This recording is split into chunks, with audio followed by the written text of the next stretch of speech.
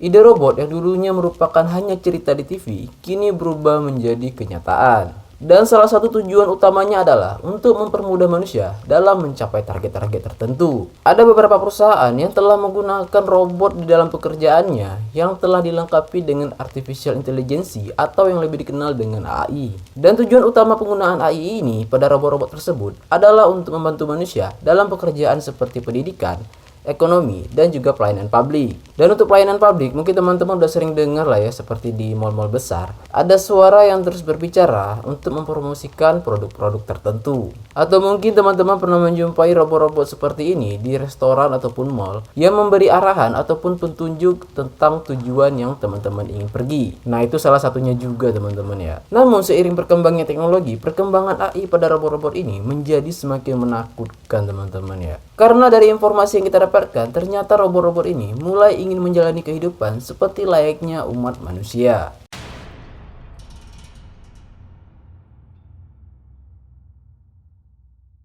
Assalamualaikum warahmatullahi wabarakatuh. Selamat bergabung teman-teman. Selamat datang lagi ya guys ya. Makasih teman-teman semuanya yang udah singgah, yang udah mampir lagi ya, yang udah ngebantu supportnya selalu, dari yang udah ngebantu like, komen, dan subscribe. Terima kasih baik teman-teman ya.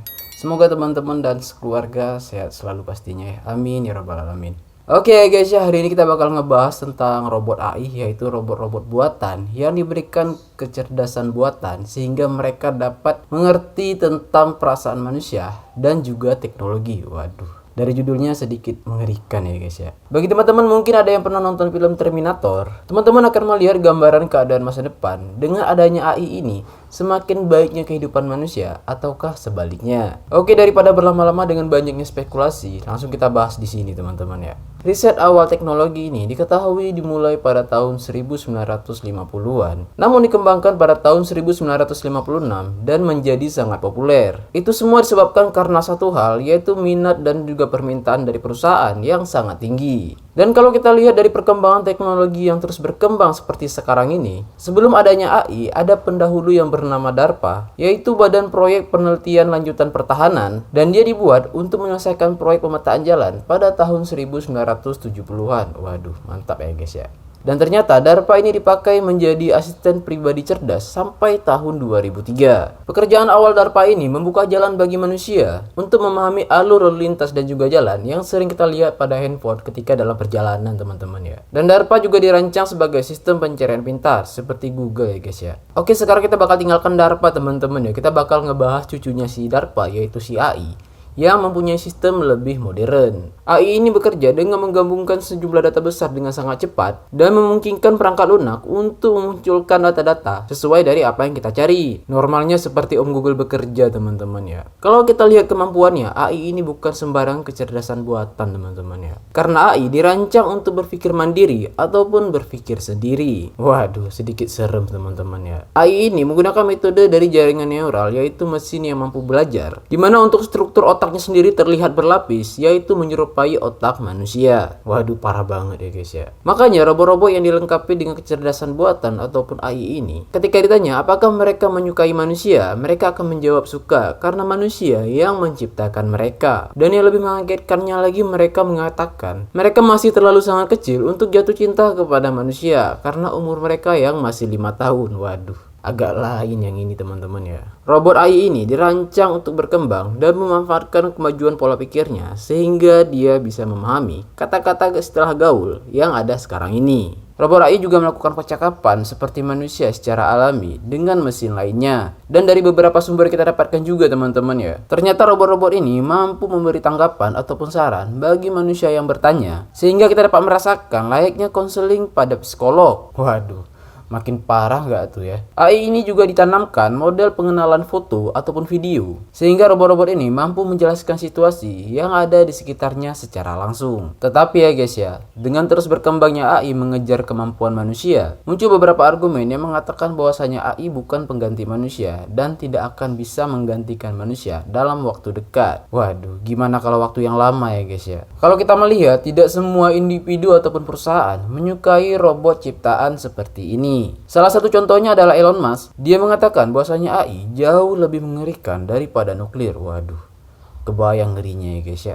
Dan di balik ketakutan ini, ternyata sudah ada beberapa robot AI yang telah muncul beberapa tahun belakangan ini. Dan masing-masing dari mereka diberi nama panggilan seperti Ameca, Siri, dan juga Sophia. Dan untuk Sophia sendiri adalah robot AI yang duluan diciptakan teman-teman ya. Dan beberapa tahun yang lalu, dia pernah berkunjung ke Indonesia. Dan robot Sophia sendiri datang bukan tanpa sebab teman-teman ya. Karena dia menjadi bintang tamu spesial dalam acara CSIS Global Dialog tahun 2019.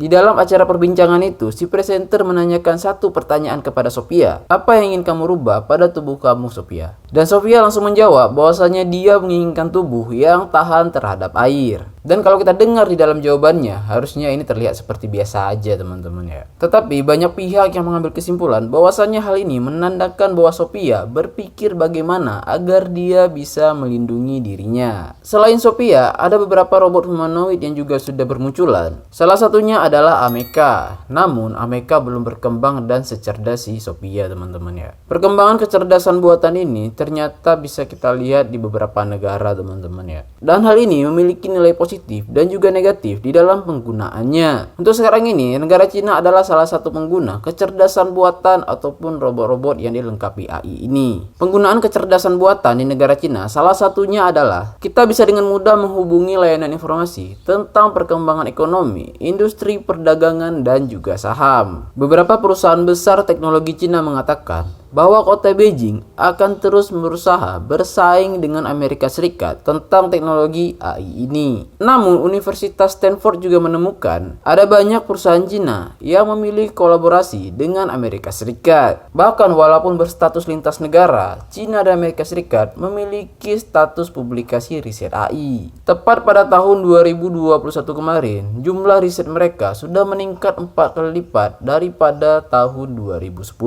Dan pencapaian ini melampaui kolaborasi antara Amerika Serikat dan juga Inggris, yang artinya Cina memang mengutamakan teknologi ini. Di balik perkembangan sisi positifnya, ada banyak kasus penggunaan AI yang melanggar etika ya guys ya. Salah satunya terjadi pada tahun 2022 kemarin, ketika ada seseorang yang menggunakan aplikasi deepfake untuk membuat video palsu Presiden Ukraina yaitu Volodymyr Zelensky sedang menyerah kepada Rusia. Waduh, pastinya berbahaya banget teman-teman ya. Beda halnya dengan negara kita tercinta ini. Akademis Hukum Teknologi Universitas Indonesia yaitu Angga Priyanca dan Zahra Safa Mahardika mengutarakan pendapat mereka. Menurut para pakar ini, saat ini di Indonesia AI dibatasi dalam sebuah aturan. Dan aturan yang dipakai Indonesia tertuang dalam Undang-Undang Nomor 19 Tahun 2016 tentang perubahan Undang-Undang Nomor 11 Tahun 2008 tentang informasi dan transaksi elektronik. Dan ini Undang-Undang ITE dan pastinya nggak bisa main-main di dalam penggunaannya teman-teman ya. Dan di sini dijelaskan juga bahwasanya segala hak dan kewajiban yang berkaitan dengan penyelenggaraan AI di Indonesia menjadi tunduk pada undang-undang tersebut. Setiap penyelenggara sistem elektronik atau perusahaan yang menggunakan AI harus memastikan sistem yang digunakannya telah diselenggarakan dengan aman,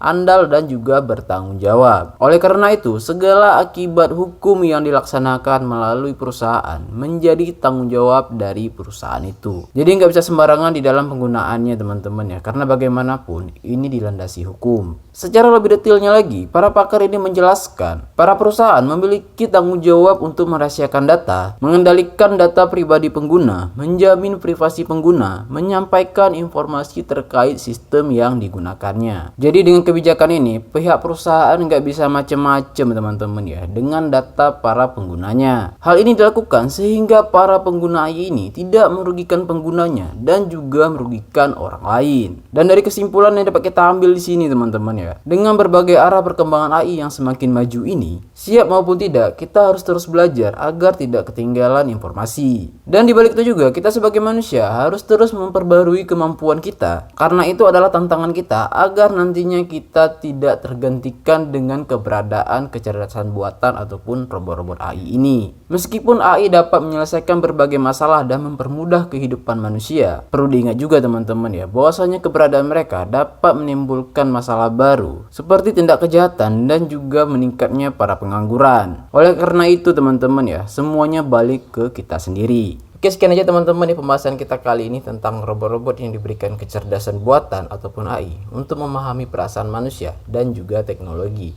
Bagi teman-teman mungkin yang lebih paham ya, teman-teman bisa tambah-tambah juga di kolom komentar yang mau tambah ya.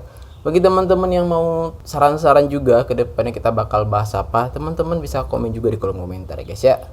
Terima kasih banyak atas support-supportnya selalu ya, dari yang udah ngebantu like, komen, dan juga subscribe. Terima kasih banyak teman-teman. Semoga teman-teman dalam keadaan sehat selalu pastinya ya. Amin ya rabbal alamin.